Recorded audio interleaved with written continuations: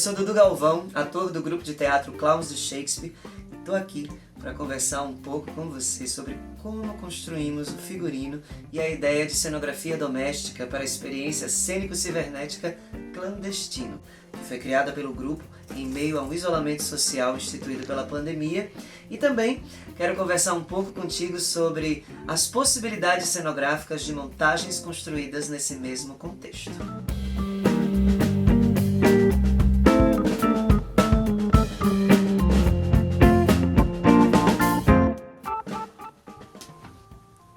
E essa experiência conta com 6 cenografias totalmente diferentes, todas criadas pelos próprios atores e atrizes, que pegaram seus adereços, elementos e estruturas que tinham à mão em suas casas. Por exemplo, aqui em casa, essa cortina preta ganhou aplicações de tecidos coloridos, além de luzes pisca-pisca. Eu quis pegar essa ideia de rotunda de teatro e colocar elementos que saltassem aos olhos do espectador quando estava assistindo o espetáculo no vídeo, né? Criando essa ilusão de um painel colorido, iluminado e flutuante. E você? Quais recursos você e seus companheiros ou companheiras de cena têm disponíveis para construir o universo cenográfico da sua apresentação? E qual desses recursos vão ressaltar melhor as ideias contidas na dramaturgia do seu espetáculo? Eu pergunto isso porque a gente pesquisou bastante coisa no nosso processo de montagem para fazer essas escolhas, como, por exemplo, a interação entre os filtros analógicos e digitais que são possíveis no Instagram. Agora, vire o seu celular na posição vertical. Você também deve adorar se divertir com essas possibilidades infinitas de filtros que os aplicativos trazem, não é? Te dando possibilidades de mexer com o ambiente, criar ilusões, muda sua voz, muda também suas feições, te dá aquela possibilidade de brincar com o espectador que pode estar aí, do outro lado, numa chamada de vídeo pelo direct do Instagram, por exemplo. A gente também pensou nessa ferramenta durante o nosso processo de montagem.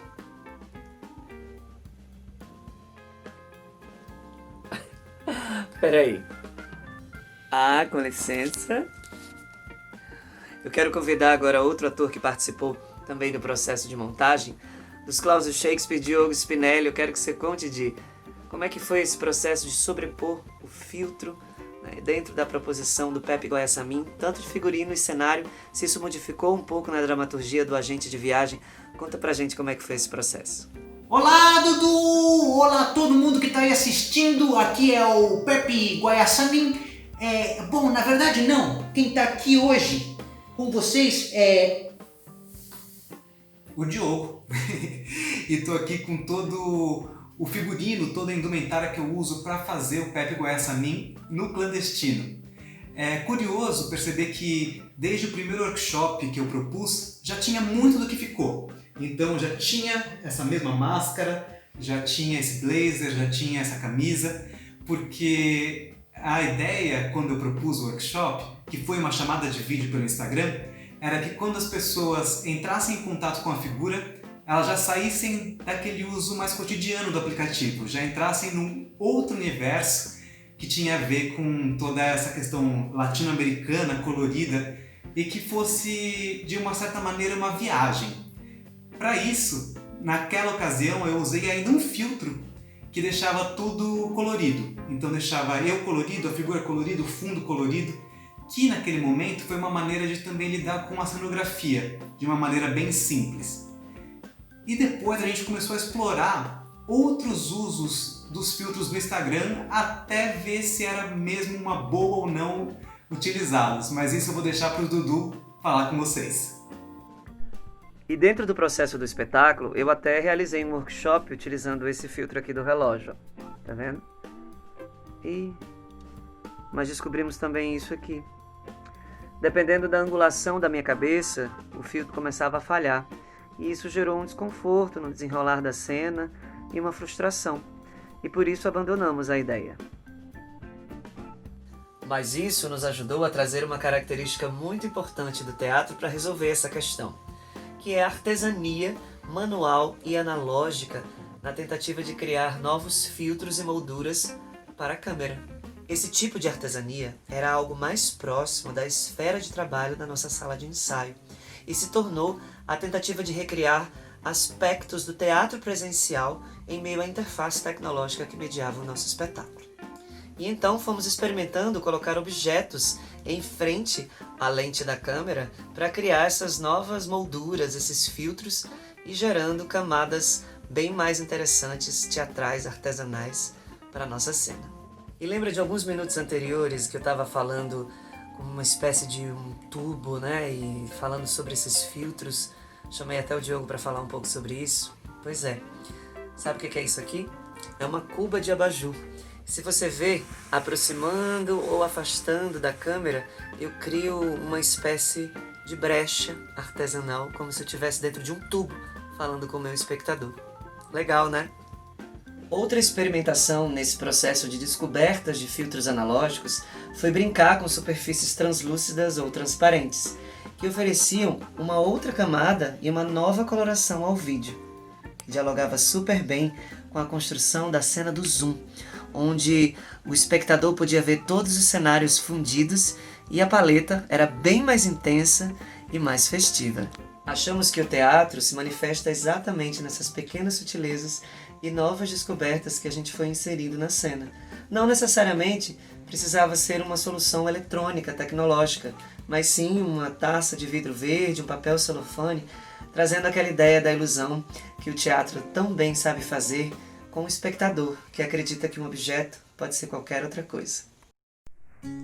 No que diz respeito ao figurino desse trabalho, também contamos com o nosso acervo pessoal para criar as figuras, tendo como base toda a pesquisa imagética do espetáculo, texturas, cores fortes, máscaras, tudo bem puxado para as referências estéticas latino-americanas, mas permitindo também que cada atriz e ator imprimisse o seu traço. O Pepe Neruda, meu personagem, tem flores assim na barba, um cabelo black power enrolado num tecido. Toda sua indumentária tem flores, na camisa, no tule do pescoço e no tapa-olho, que traz uma outra ideia de máscara que não aquela tradicional em que o ator veste com elástico.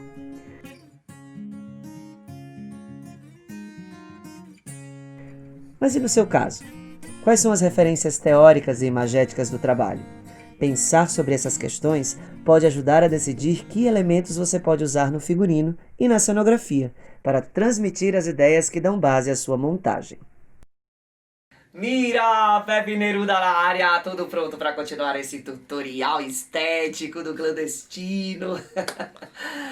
Mas, gente, brincadeiras à parte, é isso. A gente, nas nossas experiências, pensamos com muito carinho em todo o acabamento, em todos os detalhes que vão entrar para dialogar muito melhor com a câmera, já que essa é a nossa linguagem, né?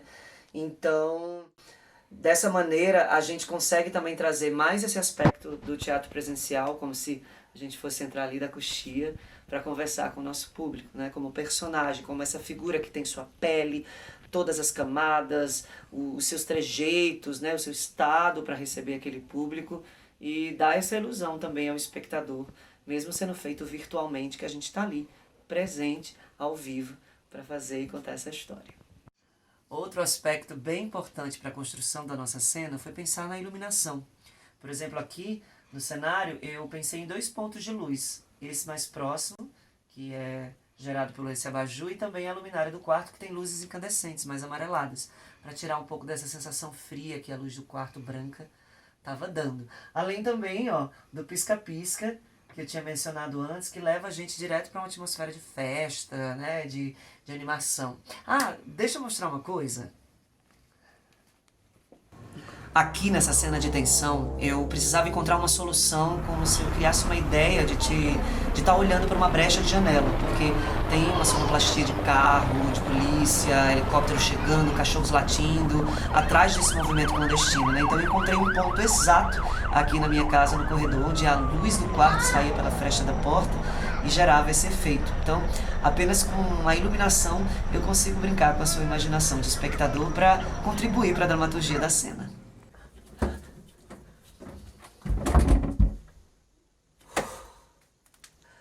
E você? Que recursos você tem na sua própria casa para poder contar a sua história? Que iluminação, que solução de figurino, de angulação de câmera vão contribuir para que a sua história seja melhor compreendida para o seu espectador? Acho que eles já se foram. Pronto. Podemos continuar a nossa história de forma mais tranquila. Falta só apenas o último trecho aéreo. Mas antes, e mais uma vez, eu vou precisar que você vire o seu celular na posição vertical. Vamos lá?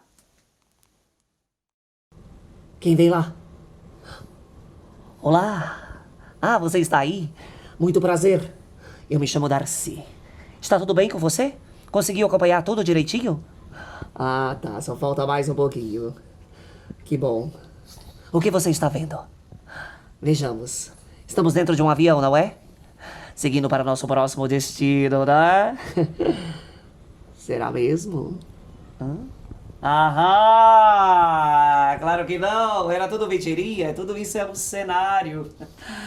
Estou dentro da minha própria sala. Pois é, você falhou no teste.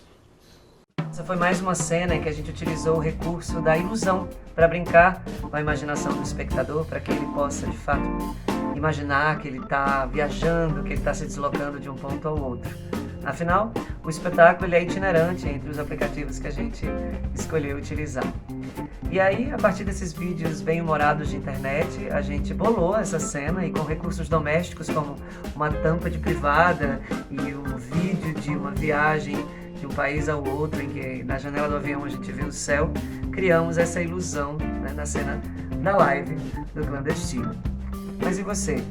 Também dispõe de alguns recursos domésticos para criar essa ilusão, para contar muito melhor a sua história?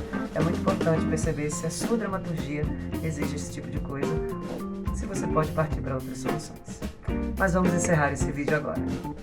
Bom, eu acho que você agora já tem elementos suficientes para contar a sua própria dramaturgia.